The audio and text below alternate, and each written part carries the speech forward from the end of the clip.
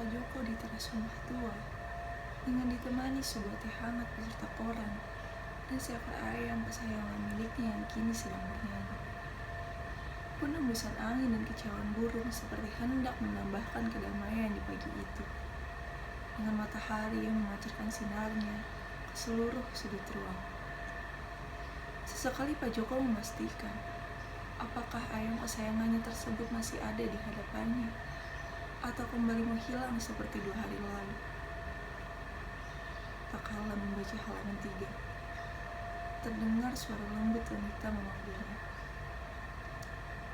"Pak, iki toh, makan dulu. Wes ibu masak, nanti keburu dingin." "Nggih bu, bapak habisin tehnya dulu ya. Jangan lupa, ayamnya dimasukkan ke kandangnya lagi. Pusing toh pak kalau ayam itu hilang seperti kemarin. Mau ayamnya di mana, nyarinya kemana?" "Iya bu, sudah lupakan saja. Mari kita makan dulu." Selepas makan bersama, ibu menanyakan suatu hal yang masih menjadikannya sebuah kebingungan. Namun, ibu paham bahwa bapak mungkin saja belum bisa menjawab perihal pertanyaan yang hendak ditanyakannya. "Pak, ibu mau bertanya, opo toh pemilihan itu?" "Iya pak, opo bapak dadi melu?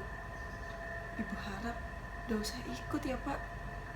Ibu takut bapak nantinya jadi bahan pembicaraan kalau terjadi apa-apa." "Wes bu, ibu dukung saja keputusan bapak.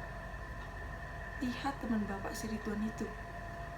Ia tidak mendapatkan bantuan yang semestinya ia dapat.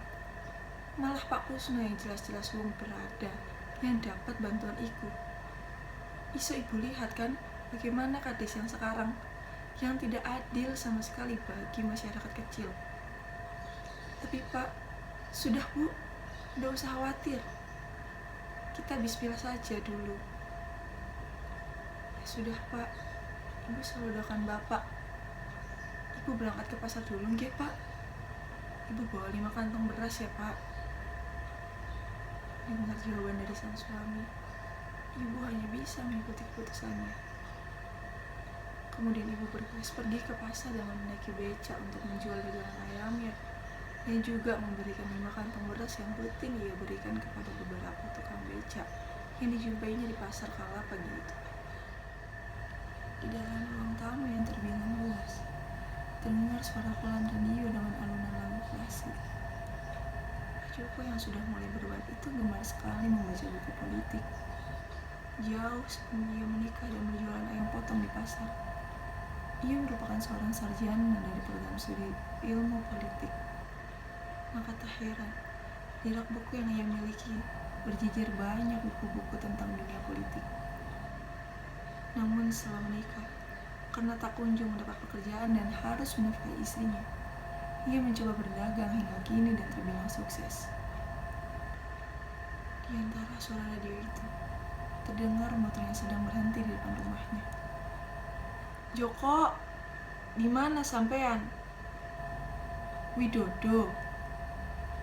Piye tawaranku kemarin? Dan toh diambil." "Tawaran musim di Pilkades." "Ya Pilkades. Iki, lihat sek lembaran tata cara daftarnya.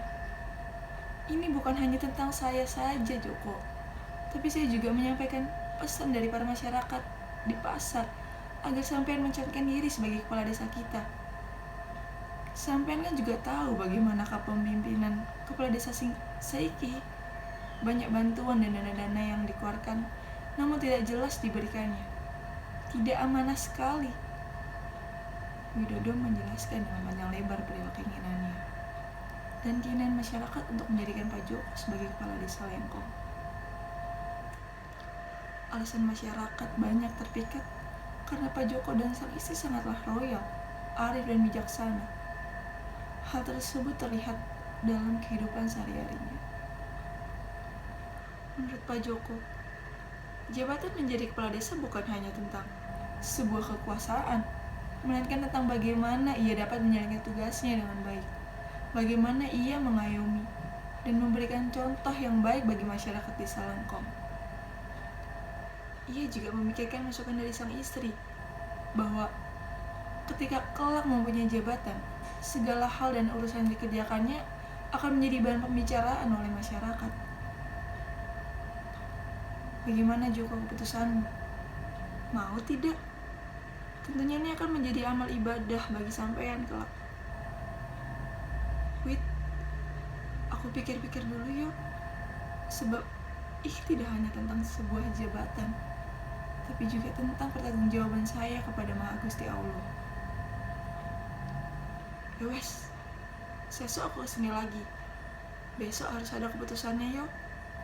Karena tinggal beberapa minggu lagi iki loh pendaftaran. Pak Seno wis daftar jadi kepala desa Maning. Seno? Iya Seno. Wes tenang, sampean pasti menang. Juragan beras kalah karena kejagaan ayam. Tapi masyarakat juga butuh beras daripada ayam, Wit. Hush, ayammu suruh makan saja pakai misi sisa. Kan diambil dari beras juga toh. Sesuk aku beri keputusannya yuk. Geh, aku pulang dulu ya aku. Salam buat istrimu. Assalamualaikum. Waalaikumsalam. Sore harinya, sembari menunggu sang istri pulang berjualan karena menggantikan ia yang sedang kurang sehat, ia memandikan ayam kesayangan miliknya di halaman belakang rumahnya. Jo, pujo. Aduh, awakku iki heran. Di luar sana padahal banyak orang-orang yang pantas dijadikan calon kepala desa. Tapi kenapa memilih si Joko ini toh? Seperti benar-benar tidak ada yang lain saja. Toh kalau awakku ikut menjadikan calon diri jadi kepala desa, sudah pasti kalah sama si Seno itu. Pak Seno tentu akan terpilih lagi menjadi kepala desa dalam 2 periode ini. Periode kemarin saja sudah menang banyak karena bagi-bagi duit agar ia terpilih. Itu kan namanya suap menyuap ya Pujo. Gimana di tahun ini? Pasti Seno itu melakukan hal yang sama. Tidak bisa dipungkiri lagi. Jabatan saja dengan mudah dibeli oleh selembar uang merah. Apalagi awakku. Aku sing duwe keikhlasan tentu kalah jauh karo si Seno iku. Yo katanya negara demokrasi. Demokrasi kok bisa dibeli dengan uang? Wes, mumet aku. Tapi aku ikhlas buat ikut mencalonkan diri demi majunya desa ini. Kalau menurut awakmu, bagaimana Ju? Aku pantas tidak? Apa kau bilang? Hanya pantas duduk meminum teh dengan membaca Quran saja? Pujo, awakmu tak sembelih nanti. Tapi ya benar sepertinya. Aku ingin menikmati teh dengan santai saja, tanpa memikirkan banyak hal. Tapi juga aku sebagai masyarakat yang turut merasakan kinerja Pak Seno, tentu tidak ingin diam. Bagaimana masyarakat yang perlu dibantu ekonominya? Banyak masyarakat yang perlu dibantu segala keinginannya yang sampai sekarang belum terpenuhi. Lihat jalanan depan. Dari tahun kemarin Pak Seno bilang mau dibenahi. Sampai sekarang tetap sama saja, atau berlubang. Malah makin banyak dan besar-besar. Saya akan tetap maju mencalonkan diri, mencurahkan kebimbangannya dan emosinya tentu tidak mendapatkan jawaban apa-apa. Keesokan harinya, Pak Joko yang sedang duduk santai di depan rumah dan memandang hamparan sawah, melihat Widodo kan. Keesokan harinya, Pak Joko yang sedang duduk santai di depan rumah dan memandang hamparan sawah, melihat Widodo datang dari kejauhan menggunakan motor bebeknya. Ia bergegas menyuruh sang istri untuk menyiapkan minuman untuk Widodo. Bu, siapkan kopi untuk Widodo ya Bu. Nggih Pak, Ibu siapkan. Widodo pun sampai di depan rumah Pak Joko. Assalamualaikum Joko. Waalaikumsalam Wid. Gimana? Jadi? Sini duduk dulu, biar enak ngobrolnya. Piye kok? Dadi ya kamu? Perihal menjadi calon kepala desa iku.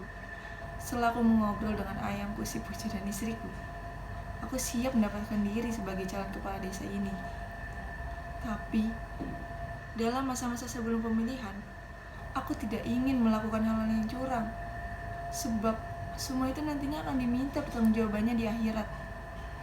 Jadi aku ingin masyarakat memilihku karena dari visi misiku nanti, bukan dari hal-hal lainnya. Tapi Joko, aku tidak yakin bahwa itu akan menang. Pak Seno itu sudah pasti seperti periode kemarin, sudah pasti membagikan duit kepada masyarakat. Wes, sing iku biarkan dia melakukan itu. Kita tidak usah melakukan hal yang sama.